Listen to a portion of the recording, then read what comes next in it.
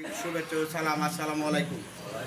বিষয়টি হলো আমরা ওয়ার্ডের সভাপতি সেক্রেটারি যারা আছি একটু ওয়ার্ড পর্যায়ে কাজ করতে হবে এবং সিনিয়র নেতৃবৃন্দ যারা আছি আমরা একটু ওয়ার্ড পর্যায়ে একটু কাজ করতে হবে। কারণ হইল আমাদের এটা কেন্দ্রীয় প্রোগ্রাম এবং আমাদের দলের প্রধানের নির্দেশ।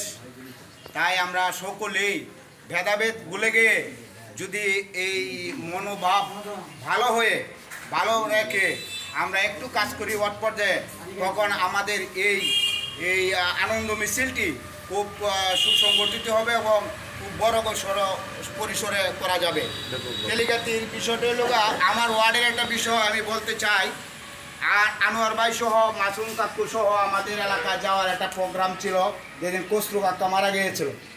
সেদিন আমাদের কিছু নেতাকর্মী এই দু একজন আমাদের কিছু নেতাকর্মীকে দাওয়াত দেওয়ার পরেও এদের বাড়িতে যায় না করতে যায় আজকে মিটিংয়ে তোমরা যাও না।